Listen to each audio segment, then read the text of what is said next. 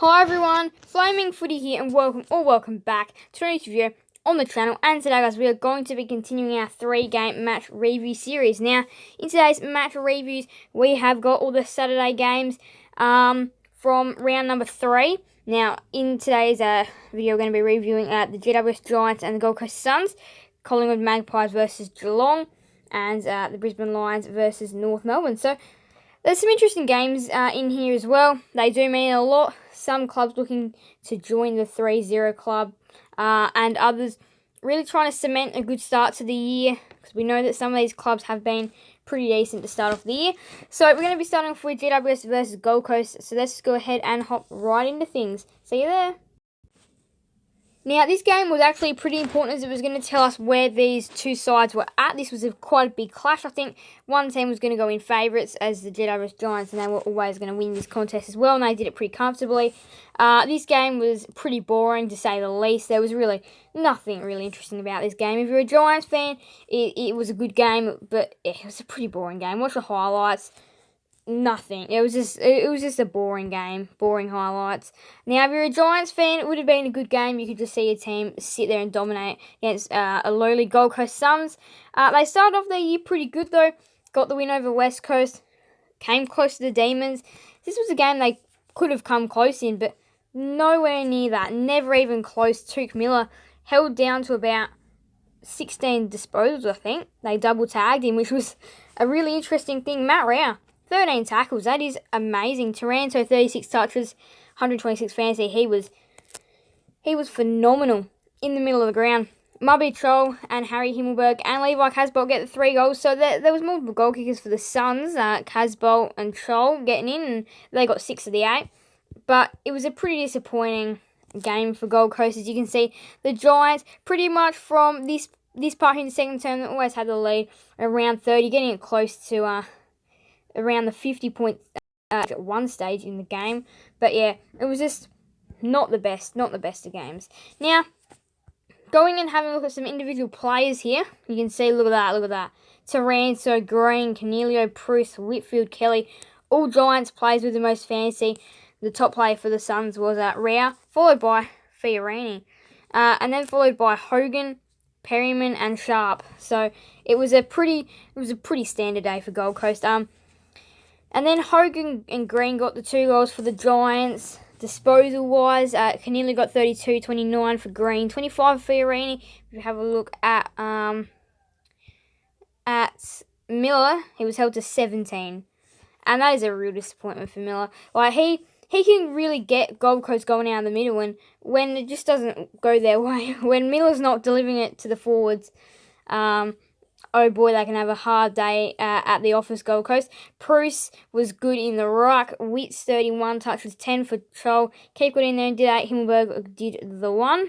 But it was a really disappointing game for the Gold Coast Suns. Now that we have a look at some stats, again, dominated everywhere. Disposals, kicks, handballs, inside 50s, just dominated. And then, they were dominating in clearances, possessions, dominated in marks, except intercepts. The Suns were better in. Led for the whole entire game, dominating tackles.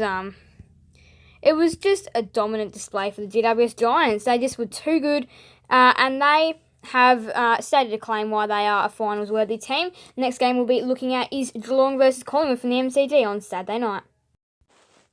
Alright, here we are. Saturday night footy started off with this one, Collingwood versus Geelong. Now, this game was available for me to watch, but I was extremely busy. Didn't get time to watch it. But this game, I saw the highlights. This game was very interesting. Now, this game deserved to be a Pies win, actually, not going to lie. The Pies were good. Do they make it reclaim for top 8? I'm not sure top 8, but I feel like they might rise this year just because of how good they were in this game. They were pretty good. And, yes, Geelong got challenged by this team, to say the least. Now, Cameron was amazing, but if we have a look here at the Worm, that right there, that third quarter for Collingwood was absolutely critical. And it changed the game. And I do see the scores there, and I'm like, ooh. This is gonna, wow, the Pies gonna dominate. And then the Cats bring the staircase right back down, and their last quarter is critical, and they take the game from there. First 2 quarters were very even. The Pies had most of the lead. Now the Pies, one thing to point out, were inaccurate. Kicking just a few more goals, so a few of those behinds into goals, and they could have won this game. Jeremy Cameron, 6 goals. He was fantastic. Adams, 30 disposals, 8 tackles for Grundy and Pendlebury. So it was a bit of a mix. 102 fantasy for Stewart, 101 for Cameron. Only players getting above 100. 99 for Grundy, 98 for Elliott, 93 for Adams. Nick Dacos did get his first goal in AFL footy as well. And Ginnivan gave it to Selwood and Atkins. Hawkins with the 3 goals at 1. Mycheck 2 goals, 1, along with Elliott 2 goals, 1, and then Cameron gets 2 goals. To go inaccurate with the 1 goals, 4. That's disappointing. But yes, as I said, Dacos does get his first goal in AFL footy. And Patrick Lipinski, he's going to be a very good player for the Pies. And then, like, Mark Blitzar's also got a goal as well. Now we have a look at disposals. 29 for Stewart, 26 for Elliott, 26 for Dacos. Dacos is going to be really good, I can just tell as well. And then 25 for Dangerfield. And then 23 for Lipinski as well, 24 for Crisp. Doing a good job there. Have a look at the hitouts. Grundy was dominant. Cameron also. Mark Blitzar's got a crack as well, and so did Radigalia, and so did Hawkins. And Mycheck did one as well. Now there we have a look. I don't think there is anything else actually to have a look at. We'll have a look at the tackles. 7 for Guthrie along with that. Team stats now. Disposals, kicks, handballs, inside 50s, dominated in Pies. Efficiency inside 50 was actually the same. 59 inside 50s. They do need to try and get those shots going on though. The Pies, 59, that is a fair chunk. Clearances were pretty even, and so were hitouts. And then possessions were reasonably close as well. A little bit close. Turnovers in favour of the Cats. Marks inside 50 in favour of the Cats. They were going into space. Happily going into space as well. Time in front. Cats only spent 15-37, but again, it is about getting the 4 points, so the Pies would be really disappointed that they choked up a 37-point lead. They choked it up as well. So 37-point loss, that is a real disappointment for the Pies. We're going to go up to the Gabba now and have a look at the Lions and the Roos.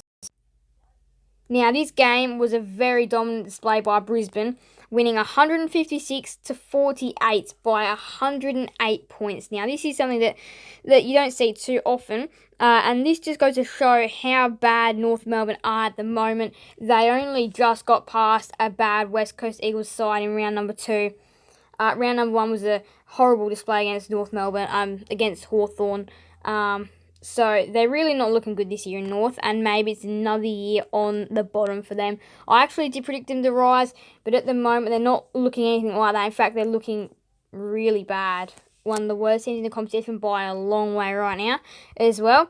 Now, for North Melbourne, this is just horrible. Like, no pressure, no effort, no nothing by North Melbourne. They just didn't even want to play. And I could tell, going in, playing at the Gabba is a hard thing to do. Brisbane are one of the most dominant sides at their home ground because they do this time in, time out, time and time again. They always manage to smash any team that goes up to the Gabba. They did it against West Coast last year. They did it against many teams last year that went up there. And they were just so good. Now, they did lose that semi-final against Western Bulldogs. But when it's a good team that goes up there to face them, you've got a good battle. But when it's just like Port Adelaide, pretty much. If North Melbourne to go the A-Level and play Port Adelaide, they'd get smashed as well. It's that Brisbane do a good job up at the Gabba. It's their home ground. They play really well up there. And it's just a disappointment for the Kangaroos. Now, Jai Simpkin, 31 touches, Hugh Greenwood, 10 tackles, 5 goals for McCarthy, 122 fantasy for Lions. But again, it's just North Melbourne just didn't turn up. Now, Lions, McCluggage and Cameron, Zorko, Simpkin, McCarthy, all doing well with over 100 fantasy. If we have a look at the goals and behinds, 4 goals for Bailey, 3 for Danaher, 2 goals, 6 for Cameron. So they really could have increased the lead to be close to 120. But again, And then also 2 goals for McStay, 2 for Larkey, 2 for Lions. They had plenty of individual goal kickers as well, did the Lions. Now there we have a look at disposals, sorry. 29 for McCluggage, 28 for Zorko, and the Lions, 27 for Neil, 25 for Hull. Again, it's just North just aren't very good at the moment. And they are going through a tough time. 8 tackles for Tristan Zeri and hit-outs at Tristan Zeri 25, 17 for Goldstein, 15 for 4, 11 for McInerney, and then 1 for McStay. So it is definitely hard when you're probably one of the worst teams in the competition by a fair bit. But again, though, they got absolutely thumped, and Brisbane are such a hard team to beat up there, so I am actually giving them a little bit of flexibility that Brisbane are such a good team up there. But anyway, let's wrap this up. Let's go and have a look at the ladder as it stands before the Sunday games on round number 3. So now Brisbane have joined the 3-0 club with Melbourne. Now they're the winner of Hawthorn and Carlton today will also join them unless if it is a draw. Now Brisbane's percentage is up so high at 173. They will be a force to beat this year as well, will Brisbane. And now Collingwood, they are 2-1, so are the Cats. But Collingwood, they've had a good start to the year. Cats have been impressive as well, so have the Swans. The Tigers are currently in 8th. Tigers Saints will do battle today. That's a good game that we've got there as well. Gold Coast 10th, 11 Freo, 12 Western Bulldogs, 13 Giants, they get their first win. Crows get their first win as well. North Melbourne in 15th, down with the percentage on 61. West Coast in 16th, Port Adelaide in 17th, and Essendon in 18th. Now, again though, big game.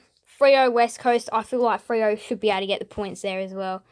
Richmond, St Kilda, big game. Carlton Hawthorn, though, the winner will join the 3-0 club. So let's see what we have for the rest of today's round. So these are the games that we do have. Carlton Hawthorn, big one there. St Kilda, Richmond, also another big one. And then the Derby, which Freo will probably be able to take it out. But anyway, thank you guys all so much for watching. Make sure to leave a like and subscribe and hit the notification bell so then you guys will never miss another video on the channel. Thank you guys all so much for watching. So bye everyone, Flaming Footy out.